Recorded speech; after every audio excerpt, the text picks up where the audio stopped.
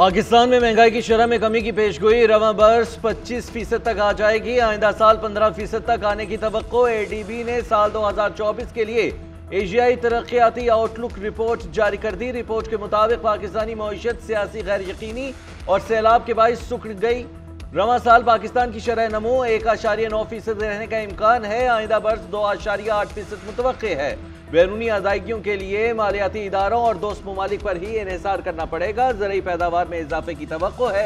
अगर इस्लाहात पर अमल दरामद किया गया तो मौशी बहाली का अमल इस साल से शुरू हो जाएगा।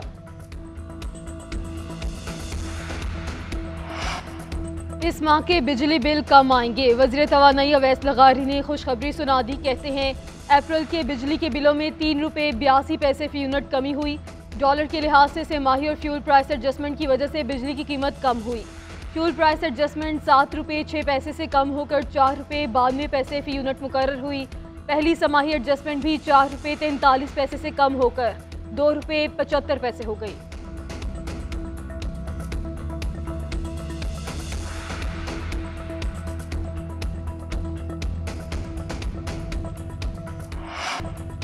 वज़ीर आज़म शहबाज शरीफ से वज़ीर दाखिला मोहसिन नकवी की मुलाकात। ईद उल फितर की मुबारकबाद ने ख्वाहिशात का इजहार। वज़ीर आज़म का ईद उल फितर के मौके पर मुल्क में अमन व अमान की सूरत हाल पर इजहार इत्मीनान। मुलाकात में मुल्क की मजमूई सियासी सूरत हाल पर भी तबादला ख्याल। वज़ीर आज़म का JUI के सरबराह मौलाना फजलुर रहमान से टेलीफोनिक राबता। ईद की मुबारकबाद, मुल्क की तरक्की, खुशहाली और सलामती के लिए दुआ। वज़ीर आज़म के ईद की मुनासिबत से आलमी रहनुमाओं से भी रवाबित। कुवैत और मलेशिया के वज़राए आज़म, बहरीन के फरमा रवा को टेलीफोन। ईद उल फितर की मुबारकबाद दी। दो तरफ़ा ताल्लुकात और बाहमी ताउन के फ़रोग़ पर तबादला ख्याल। बरादराना ताल्लुकात को शराकत दारी में बदलने के अज़्म का इयादा किया गया। कल के मेहमान बने आज मेज़बान। ईद के दूसरे दिन भी मेल मुलाकातों का सिलसिला जारी। कहीं सैर सपाटे तो कहीं दावतों के दौरान हल्ले गुल्ले का प्रोग्राम। घरों में लजीज खानों की तैयारी, मज़े मज़े की डिशों से मेहमानों की तवाज़ो। बच्चों ने कल भी खूब सैर सपाटे की, आज भी मौज मस्ती।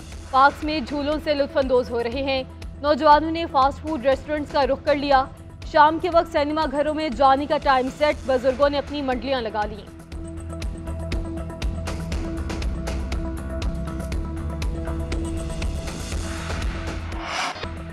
कराची के साहिल समंदर पर ईद के दूसरे रोज भी रश बरकरार। मंचलों का हुजूम, पख्तून नौजवानों का रवायती धुनों पर फालेहाना रक्स। बच्चों ने ऊँटों और घोड़ों की सवारी की। बड़े मौजों से दिल बहलाते और ठंडी हवाओं से लुत्फानंदोज होते रहे। फर्स्ट वीक तक खान साहब की रिहाई हो जाएगी और किसी मुज़ाहमत के बगैर ये वाली रिहाई इंशाल्लाह इस मरतबा होगी। ये अदालत के थ्रू होगी और बहुत जल्द होगी। तो शखाना केस बिल्कुल अपनी तरफ से एक बेसलेस केस बनाया गया था, जिसकी न सर है न पाँव है न कोई एविडेंस है। उसमें अगर आप देखें तो उसको इब्तिदा सिर्फ ये कही गई थी और उसमें बीबी को इसलिए शामिल किया गया था कि खान साहब पे प्रेशर डाला जाए। अप्रैल के आखिर या मई के पहले हफ्ते में बानी चेयरमैन PTI जेल से बाहर होंगे। चेयरमैन तहरीक इंसाफ बैरिस्टर गौहर की पेशगोई। कहते हैं 13 अप्रैल को पशीन में एहतजाजी जलसा करेंगे। गुजरांवाला में इत्तेहादी जमातों के साथ मिलकर जलसा होगा। तमाम जलूसों का मकसद अदलिया की आज़ादी और चोरीशुदा मैंडेट की वापसी है। पार्टी में इख्तलाफात की भी तरदीद। कहते हैं तब बानी PTI की मुशावरत से काम कर रहे हैं। शहरियार अफरीदी के बयान पर मुझे शिकायत है। उन्हें अपना मौक़िफ़ जलसे की बजाय पार्टी के प्लेटफॉर्म पर पेश करना चाहिए।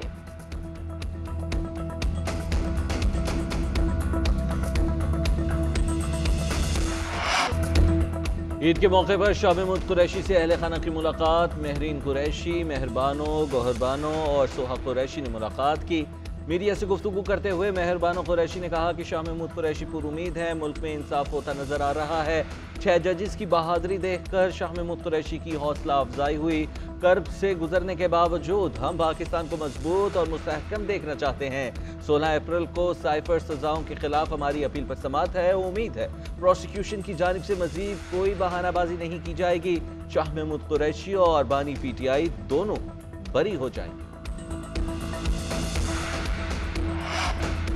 पंजाब की जेलों में हज़ारों कैदी भी ईद उल फितर की खुशियों में शरीक। वज़ीर आला पंजाब की हिदायत पर कैदियों के अहले खाना से खसूसी मुलाकातें, मिठाई और खाना लाने की भी इजाज़त।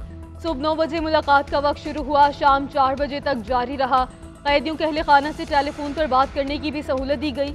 वज़ीर इत्तलात पंजाब अज़मा बुखारी की जानिब से ईद की मुबारकबाद कहा। सिक्योरिटी, सेंट्री और मीडिया वर्कर्स खराज तहसीन के मुस्तहिक है। पाक फौज और पुलिस एहलकार सिक्योरिटी फ़राइज़ अंजाम दे रहे हैं। मीडिया के नुमाइंदे भी अपनों में ईद मनाने की बजाय अवाम तक मुस्तनद हक़ाइक़ पहुँचा रहे हैं।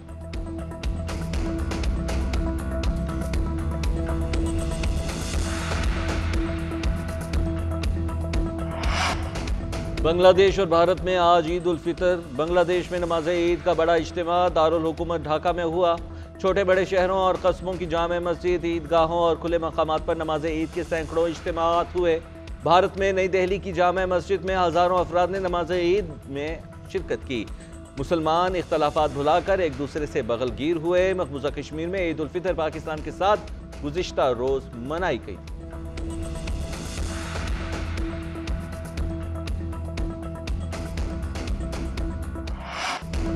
पाकिस्तानी क्रिकेट टीम के दौरे न्यूजीलैंड का स्केड्यूल तैयार। आइंदा बर्स के शुरू में शाहीन कीवीज सरजमीन पर लैंड करेंगे।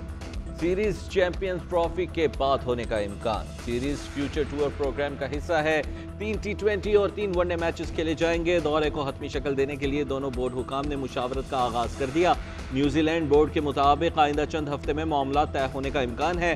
पाकिस्तान सैफरीकी सीरीज और चैंपियंस ट्रॉफी की मेजबानी के बाद दौरा करेगा।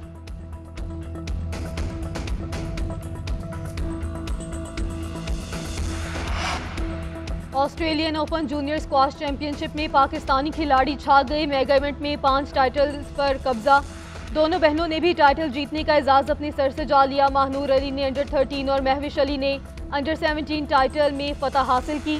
अंडर 13 बॉयज़ फाइनल में हुज़ैफा शाहिद और अंडर 15 में याहिया खान, अंडर 17 में इब्राहिम ने टाइटल जीता।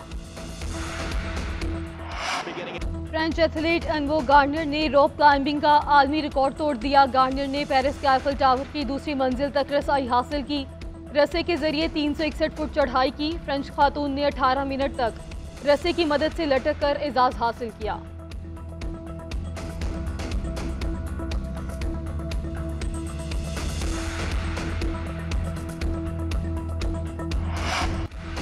और माजी के मशहूर गाने को जदीद मौसीकी का तड़का। मारूफ लोक गुलकार अताउल्लाह ईसा खेलवी को खराज तहसीन पेश। अली जफर ने लेजेंड गुलकार का गाया हुआ गीत बालो बत्तियां रिमिक्स कर दिया। गाने में अताउल्लाह ईसा खेलवी ने खुद भी परफॉर्म किया।